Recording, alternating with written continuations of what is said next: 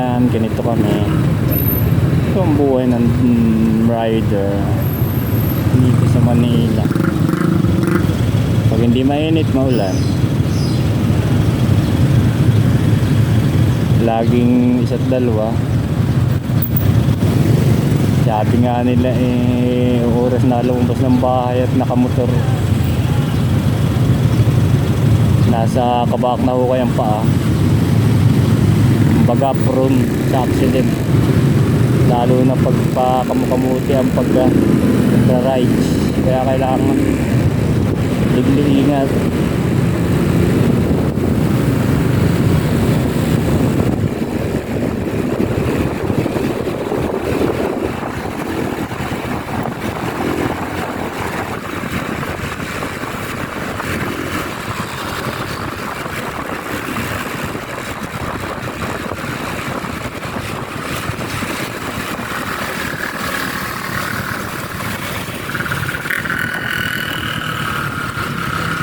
Tayo ngayon na dito sa bahagi ng Wilson Street, Green Hills, San Juan.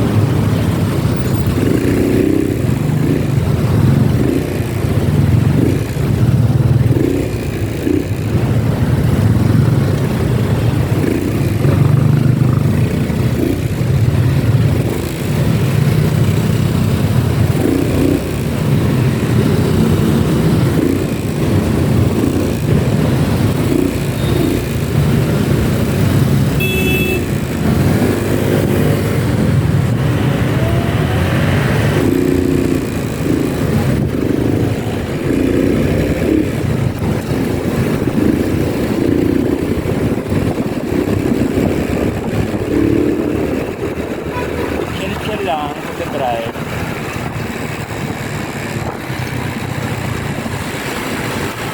Daan tayo ngayon ng EDSA. Ngayon lang uli ako dadaan dito.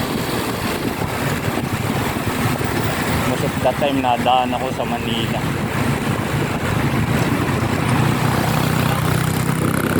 Subukan natin ngayon dumaan ng EDSA.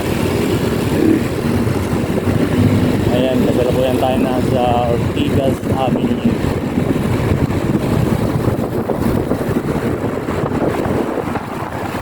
Tayo sa Manila, mag-take sa tayo.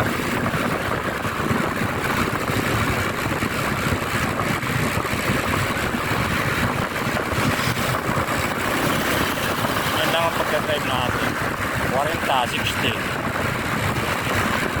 80 driving lang.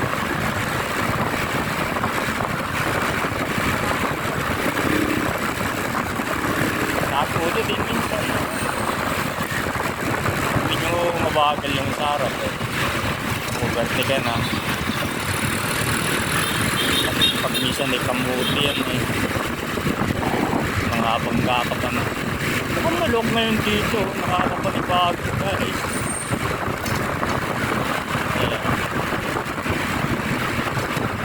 Dito tayo sa part na Ortigas, EDSA. Tumawid tayo ng stoplight na yun, papunta tayo ng Pasig. So itong kabakan ng EDSA na to, San Juan to. Yan, pagdating dito, kakanan tayo dito sa POAA, yung POAA office. Ayan, kanan tayo diyan dahil kanan naman ito. So ano to, easy right turn to. Ayan. Dito sa side na gitna na to, kung dadaan dito, hulihin kayo dito. Private or car or motor, kasi daanan niya ng mga bus. Ewan ko lang ngayon, kasi ngayon wala namang bus lane na sa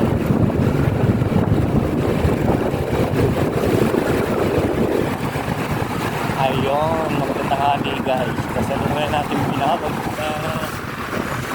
ang EDSA.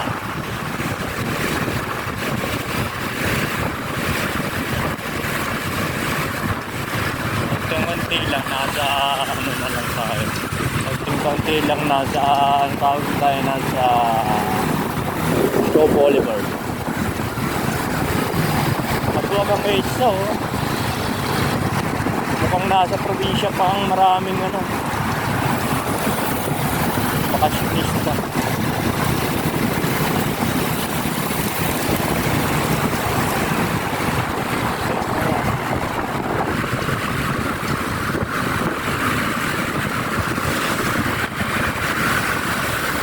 Pala guys, i-promote ko na din ng aking YouTube channel para sa mga hindi pa nag-click and subscribe. Punta lang po kayo sa YouTube at then type nyo lang ang Kuya Ador TV in search. Sana pag nakita nyo, click subscribe and click the notification bell para kung sakali at may live ang inyong Kuya Ador TV, manonotify kayo ni YouTube. Ayan, tayo po ngayon ay nasa Star Mall along EDSA Shaw Boulevard. Yan, nakapagpahil tayo.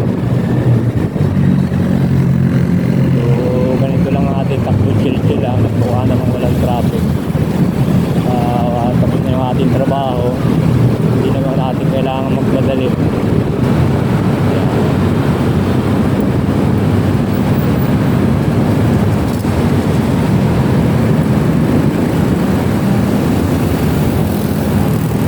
Chill lang habang nasa EDSA.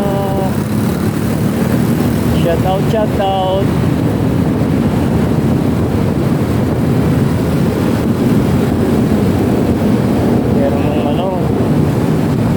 Dati itong EDSA ito, napaka-traffic. Northbound at saka southbound. Kung ngayon ang luwag, nakakapanibago. Ayan, daruin mo yan, gago. Yan ang kamuti eh. Pag may merge na line, hindi mala nagsisignal. Paano mo siya ma-recognize na siya pakaliwa or pakanan? Wala naman bakit na gumamit ng turn signal, ba't hindi gamitin? Wala naman kasi ng ginagamit.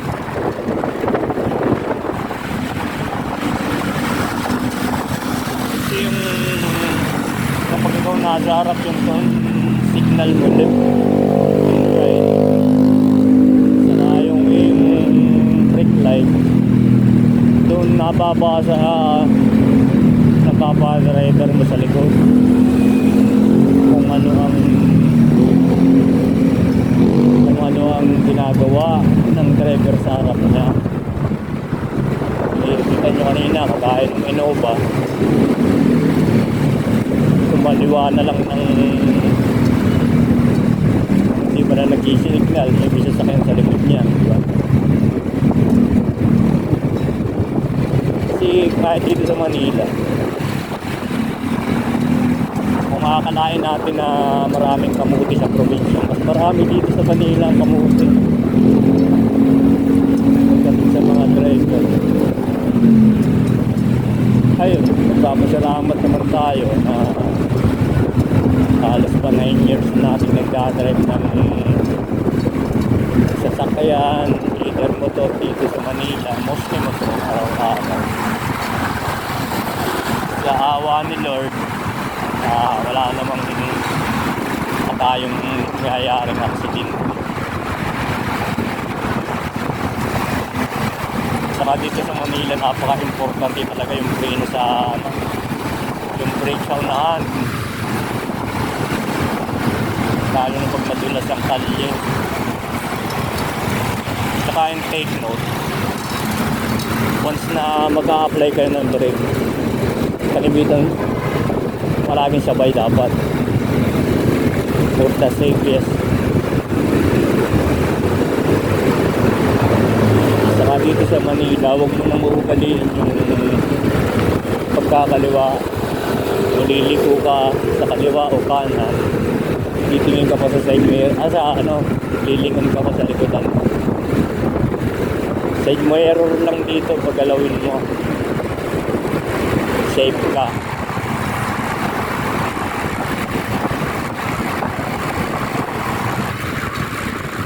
Side mirror lang, tapos turn lang, signal, left or right.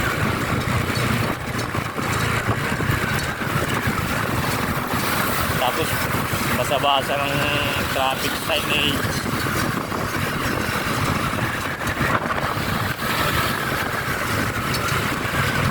Saka pag ganitong guys,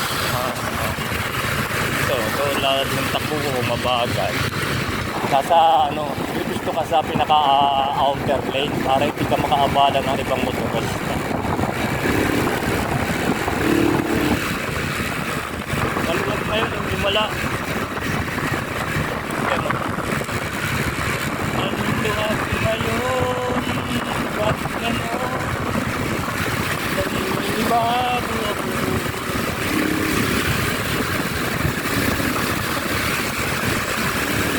Bago ako. Bago ako. Gano'n. Sarap malakbo sa sarap magmotor dito sa Manila yung ganito. Na walang traffic. Ngayon nga lang, pagbilis ng traffic, nakakaw-aksidente din minsan yan.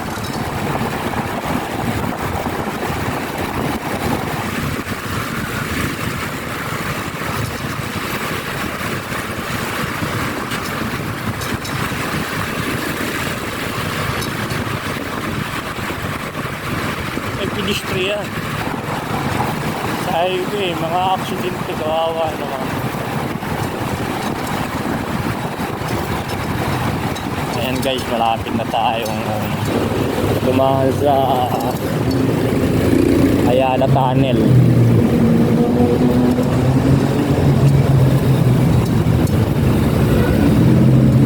Maluwag talaga oh, napakaluwag. Napakaluwag. Kaya masdan nyo, naglipat ako ng linya pero hindi ako lumilingon sa likod. Side mirror lang talaga. Nung kauna-una ako mag-drive dito sa Manila, kabadong-kabado nga ako kasi sanay sa probinsya. Tapos kamutit, walang lisensya. Sanay sa probinsya pa. Ayan, so pero madali kong na-adapt yung pagdadrive dito sa Manila. In 3 months lang, wala pa pare. Nakuha ko na yung galaw, yung galaw ng mga sasakyan sa likod, sa harap. Pagka magkalimitan, pag nakamotor kami dito, una yung yung freeway na tinatawag, bawal na bawal talaga yan. Gusto pang accident kasi yan freeway. Yung tinatawag po natin freeway, nung kaya niya may guhit, nadyan ka sa guhit nakapwesto. Kasi dapat ang tamang way, kahit sabihin natin nakamotor ka, consider na isang sasakyan ka pa rin na 4 na gulong, kaya dito ka tatayo sa gitna na to. Pero kung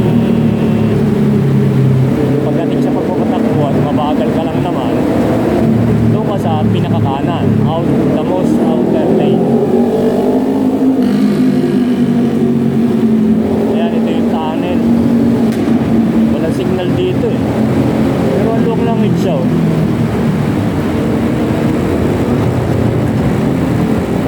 Ating tutuduan no, ihahataw eh San Juan City to Parañaque Multinational Village, parang hindi pa abuti ng 30 minutes eh. Para mga lang to, mga 20 to 25 minutes, so wala pa.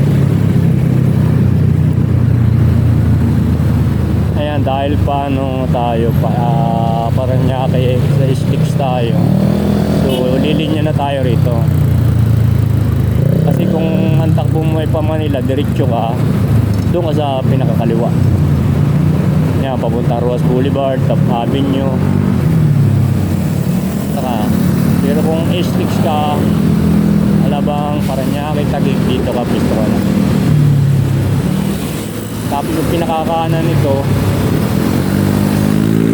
pasok mo, Makati, Pamanila, yan. So ngayon tayo, mag-a-approach tayo. Sasampa tayo sa flyover. Flyover sa pinakagitna.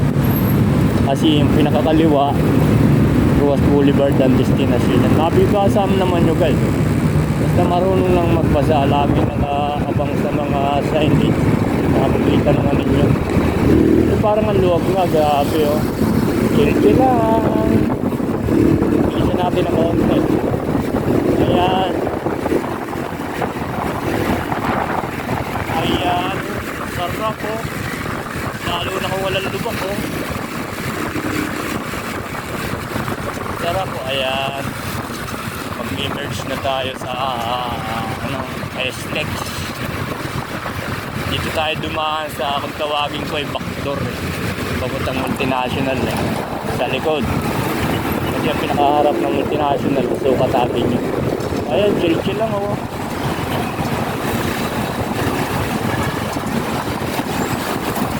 Chill lang. Atawin mo, atawin mo.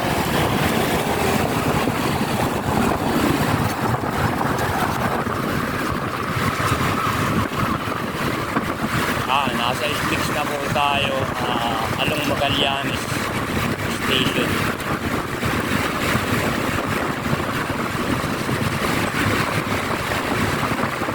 Skyway, 1 kilometer.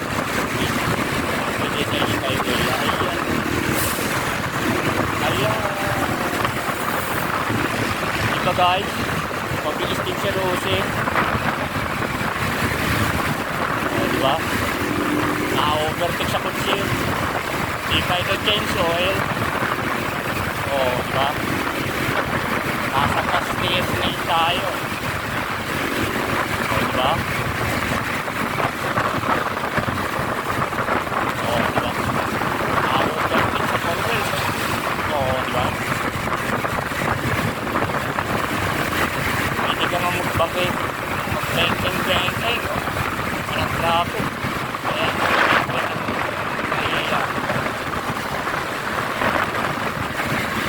Skyway. Ayan, di ba? Oo. Malamang dito may traffic sa Villamor Air Base. Dahil dadaan tayo ng C5 so mag-Villamor Air Base tayo. Sa Fairfield. Mukhang maluwag, mabilis. Bilis. Service road tayo ng Fairfield. Kung tawagin namin ay backdoor ng backdoor ng international traffic. Very cheap lang. Ayan, yung Skyway sa taas. Ayan. Kasalukuyan tayo guys nasa Villamor Air Base Pasay. Sige, pasok po.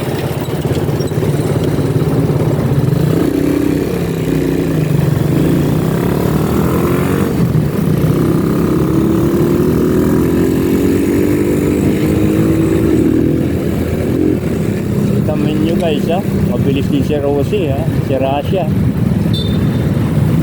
Yan, sa mga ganito pakiramdaman pag mga ganitong intersection, yung flowing ng traffic,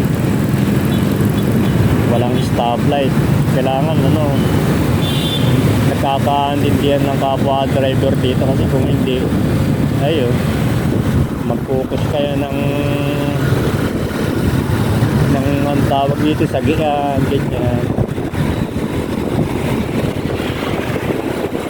Ito yung Mervel service road.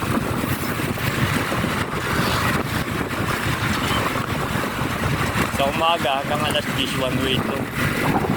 Walang southbound. So guys, pag tinuloy-tuloy mo ito, papuntang Alabang ka nito, daan ka ng SM ligutan, tuloy-tuloy. Tapos daan ka ng intersection ng Paranaque Sukat Highway. Diretso ka, pag nakalabang sa Muntinlupa.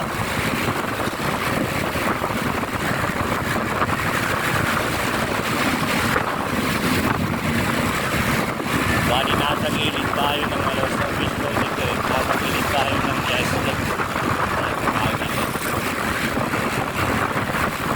Tapos dito sa kabilang side natin, ano yan? Terminal 3 na iyan.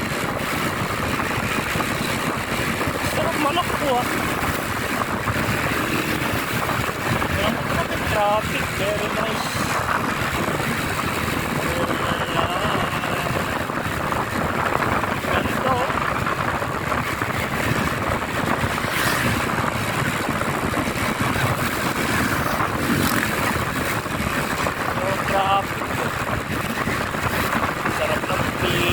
Ganito.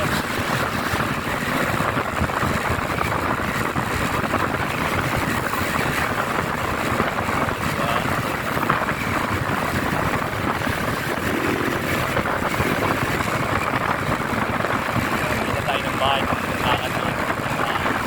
Cavite. Sa Cavite. Kakain.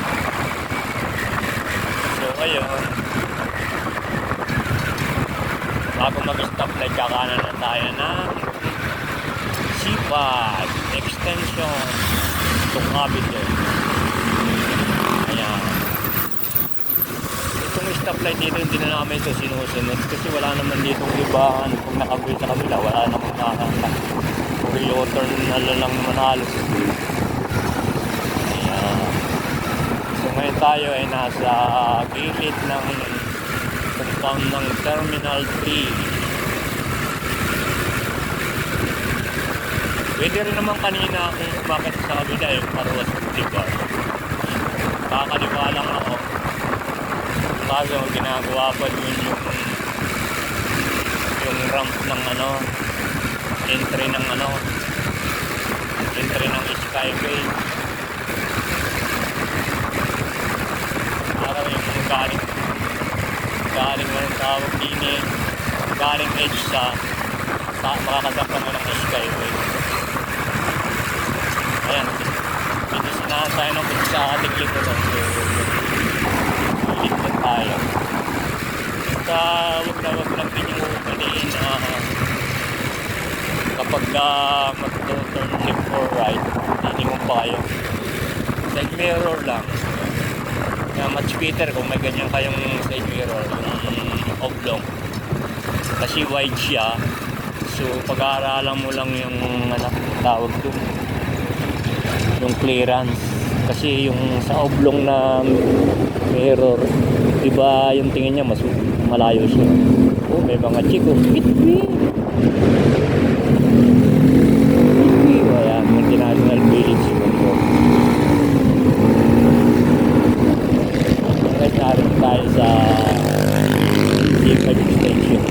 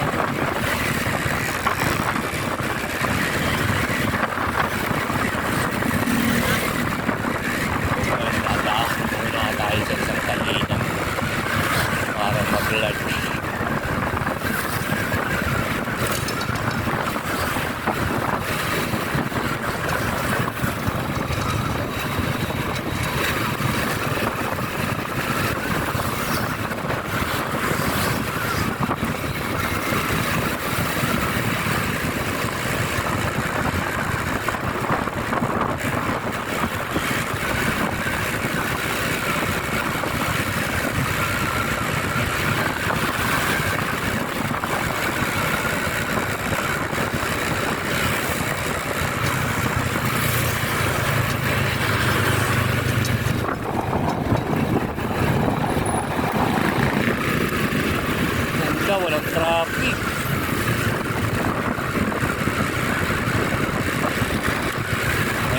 Malang. Pero kung may anak ko, malamig naman. Kaya, di ba guys? Ito may stoplight pa dito, dati wala. Kasi may entry dito ng ano. May entry dito ng expressway.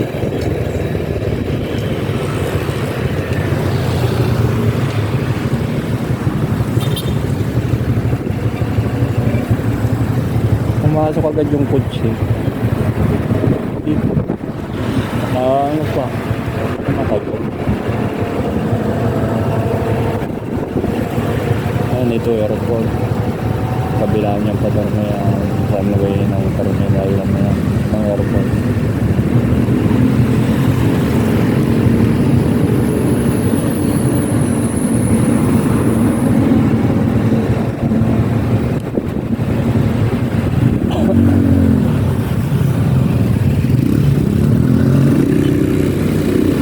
Yun lang. Pag doon ka huminto, hindi kita kung nakaguna yung stoplight. Shortcut tayo. Dito na lang tayo sa backdoor.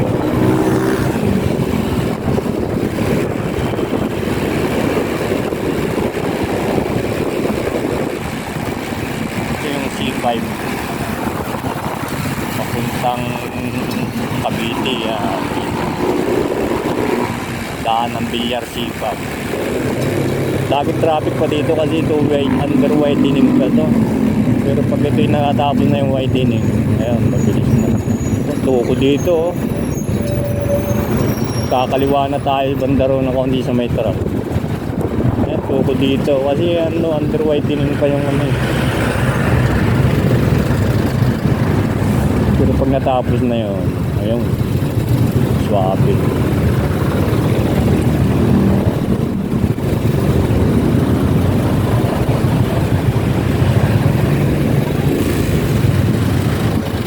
Ngayon guys, ang napakainit. Ngayon itong traffic. Pag nakamotor ka, grabe.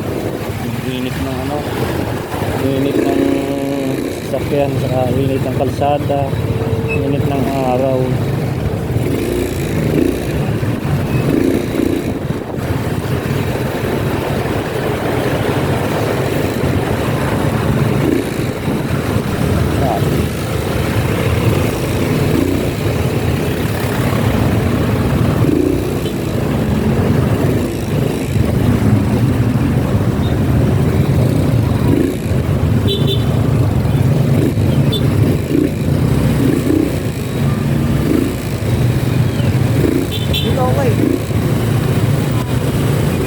Yung traffic grabe.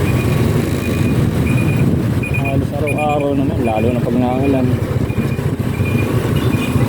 Ayan, ito yung tinatawag kong backdoor sa likod ng subdivision ng daan. Kasi umikot ka pa sa suot ng highway.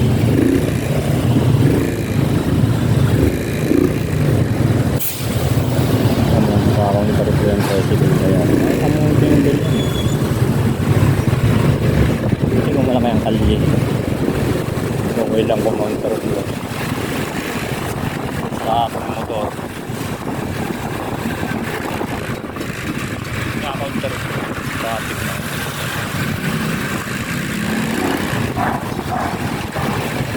Bawal naman talaga counter flowing.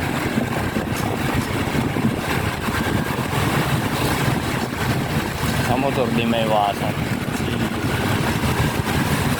Kaya na din sa amin mga ganun, lalo pag maulan, uulan, habuling-habuling yung ulan. Saka yung init.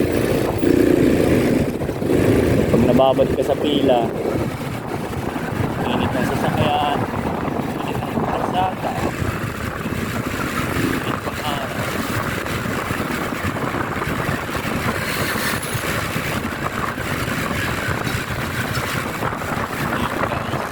Marami na tayong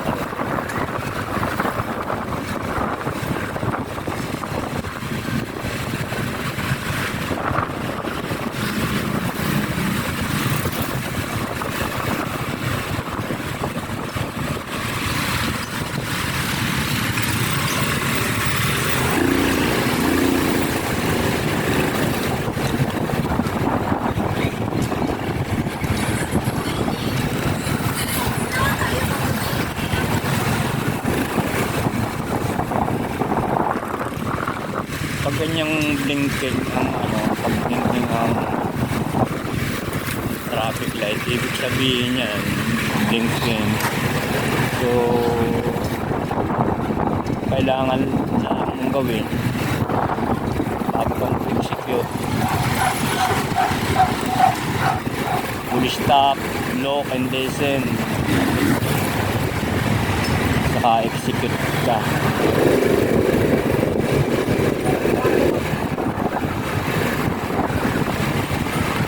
Kaya nga talagang napakahalaga nung